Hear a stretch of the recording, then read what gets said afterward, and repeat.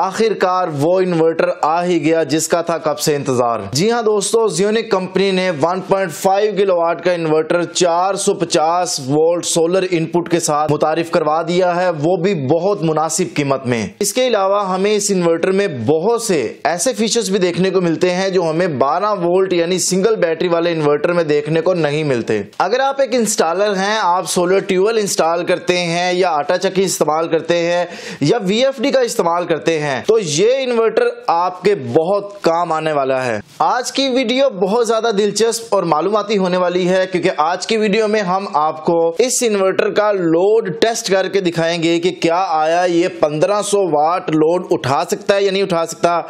इस इन्वर्टर के ऊपर आप 2000 वाट सोलर लगा सकते हैं और हम आज की वीडियो में यही चेक करेंगे कि क्या इस पे 2000 वाट सोलर की जनरेशन हमें मिलती है या नहीं मिलती।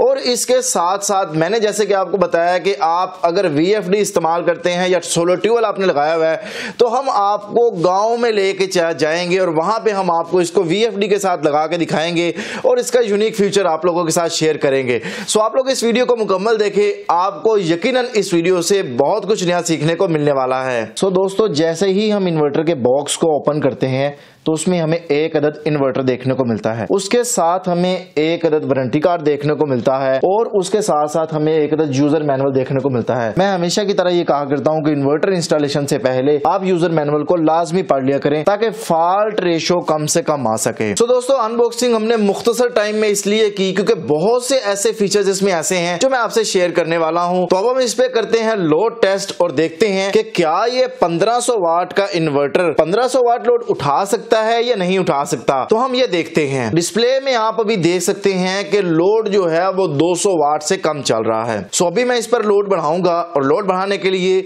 मैं 1500 वाट की रेंज में रहते हुए कोई भी बरकी आलात चलाऊंगा, चाहे उसमें इस्त्री हो, चाहे उसमें ओवन हो, पंखे हो, लाइट्स हो या फ्रिज वगैरह हो। अब मैं लोड को आहिस्ता आहिस्ता बढ़ा रहा हूं। आप देख सकते हैं कि लोड बढ़ता जा रहा है, बढ़ता जा रहा है और आप बिल्कुल अब आप ये देख सकते हैं कि लोड इस कदर इस स्टेज पे आ गया है कि वो 1500 वाट से ज्यादा लोड जो है वो इस पे चल रहा है।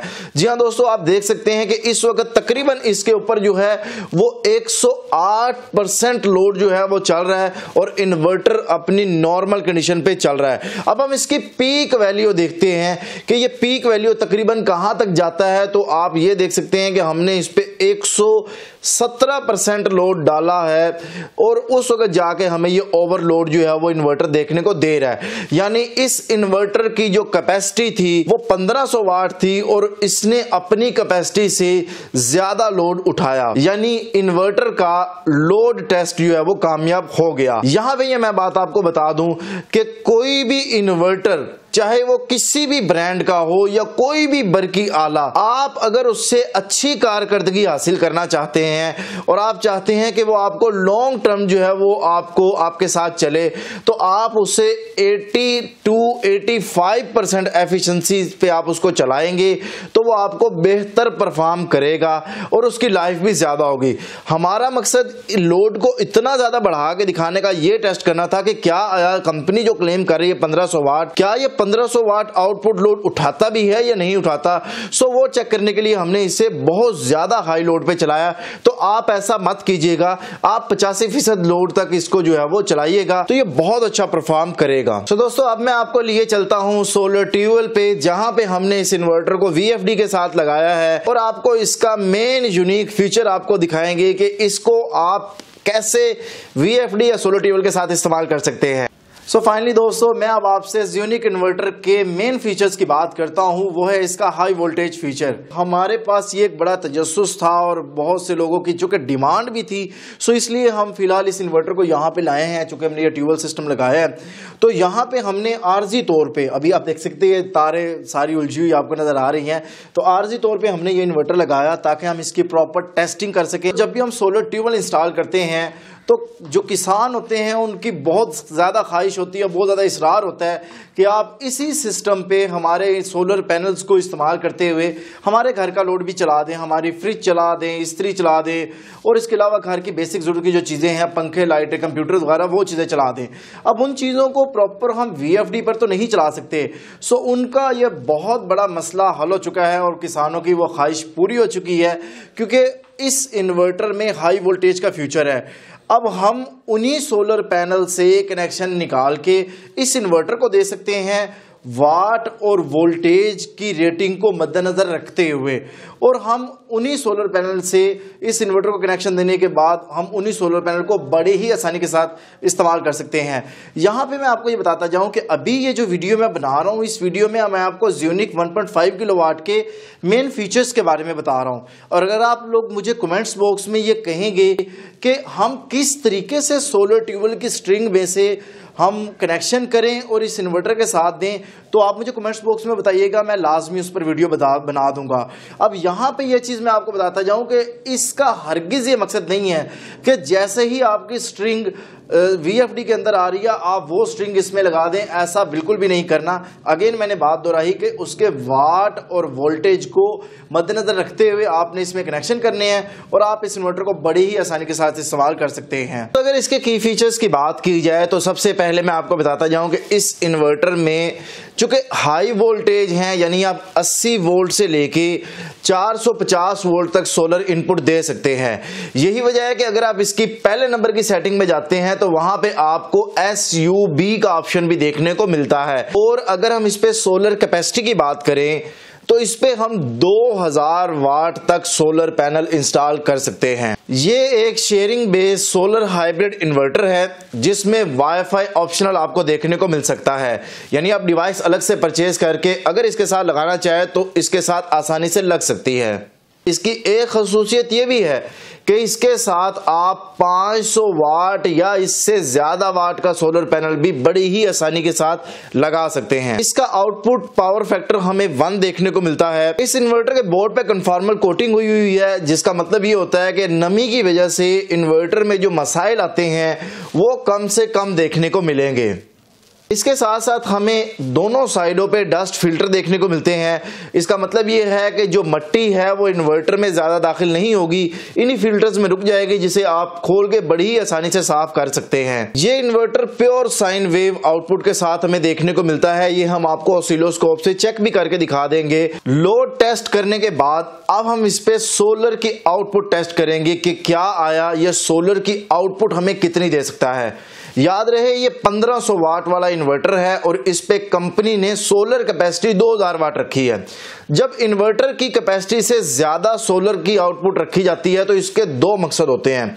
एक मकसद तो ये होता है कि आपका जितना लोड है वो मैक्सिमम सोलर पे चले, यानी अगर आपका 1500 वाट लोड है और 1500 वाट वो आपका सोलर जो है वो लोड को चलाए।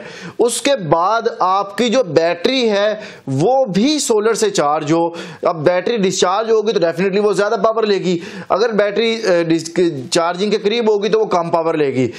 एक ये मकसद होता है। दूसरा मकसद ये होता है कि डे टाइम में सुबह 9 बजे से पहले और शाम 3 बजे के बाद जब सोलर की एफिशिएंसी कम हो रही होती है तो उस वक्त भी जब ज्यादा सोलर लगा होगा तो वो ज्यादा बेहतर परफॉर्मेंस जो है वो आपको दे रहा होगा, ज्यादा बेहतर आउटपुट आपको दे रहा होगा।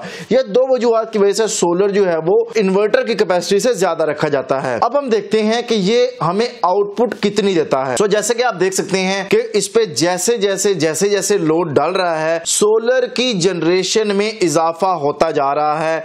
और अब हम इस पे लोड, ये डिपेंड ऑन होता है कि आपका लोड कितना चल रहा है। आप अगर इस पे 2000 वाट सोलर लगा के 100 वाट लोड चलाएंगे तो ये सिर्फ 100 वाट सोलर की जनरेशन देगा।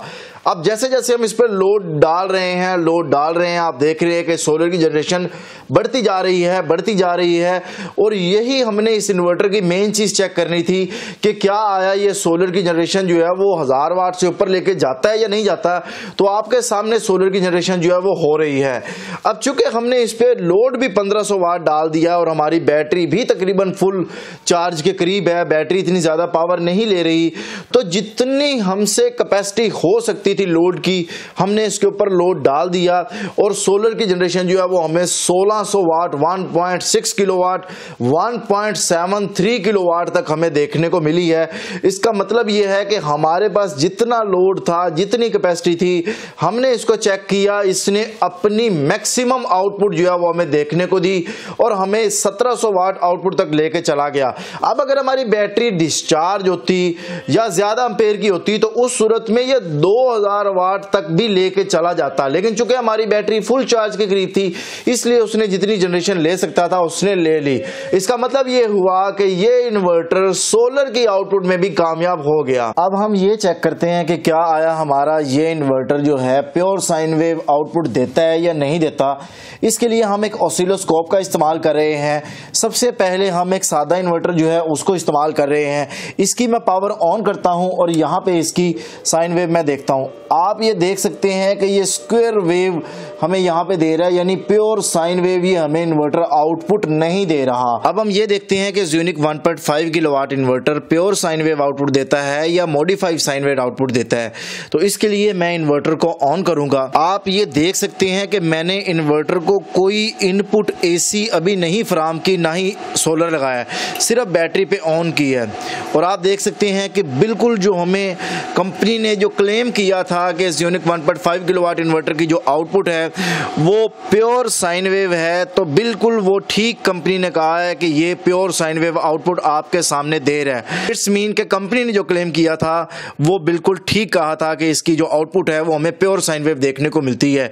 यही वजह है कि अगर आप इस इन्वर्टर का इस्तेमाल करते हैं या कोई भी ऐसा इन्वर्टर जो प्योर साइन वेव आउटपुट देता है, उसके लगाने से आपके घर के बरकी आलात, चाहे वो इलेक्ट्रॉनिक्स आलात हैं, उसमें लैपटॉप का चार्जर है, मोबाइल चार्जर है या कोई भी इलेक्ट्रॉनिक्स का कोई कंपोनेंट्स है, अप्लायंसेस है, तो उनको कोई भी नुकसान नहीं पहुंचेगा क्योंकि ये inverter pure sine wave output हमें देता है। अब मैं आपको इसके लोड के बारे में बताता हूं कि आप इस पे क्या क्या चीजें चला सकते हैं। इसका सिंपल सा आंसर तो यही है कि 1500 वाट की रेंज में रहते हुए आप इस पे कोई भी लोड चला सकते हैं सिवाय इसके कि जो टार्क लोड होता हो, जैसे वाटर पंप वगैरह है वो आप इस पे नहीं चला सकते।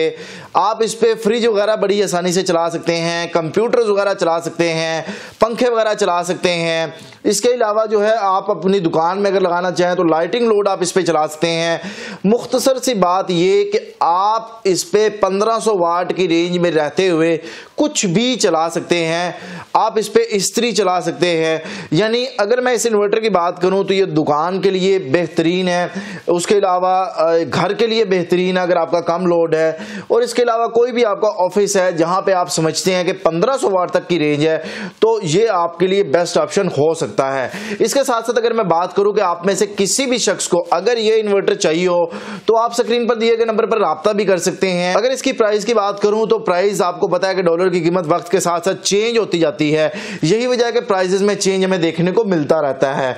सो लेटेस्ट प्राइस जानने के लिए आप स्क्रीन पर दिए गए नंबर पर राब्ता करके लेटेस्ट प्राइस भी मालूम कर सकते हैं और आप इस इन्वर्टर को खरीद भी सकते हैं। उम्मीद करता हूं दोस्तों आपको इस वीडियो से बहुत कुछ सीखने को मिला होगा। ये वीडियो जस्ट एक इंफॉर्मेशन वीडियो थी इस इन्वर्टर की। अगर आप कहेंगे कि इसकी पैरामीटर सेटिंग पर वीडियो बना दे तो वो हम सेपरेट से बना देंगे। इस पे सोलर कैसे, कितने, किस कनेक्शन के साथ इंस्टॉल होते हैं उस पर हम वीडियो बना देंगे, और इसके साथ साथ सोलर ट्यूबवेल के साथ हम इसको कैसे यूनिक तरीके से इस्तेमाल करते हैं वो इस पर भी हम वीडियो बना देंगे। आप मुझे कमेंट सेक्शन में अपनी कीमती राय से जरूर आगाह कीजिएगा। मिलते हैं नेक्स्ट वीडियो के साथ। अल्लाह हाफिज। पाकिस्तान जिंदाबाद।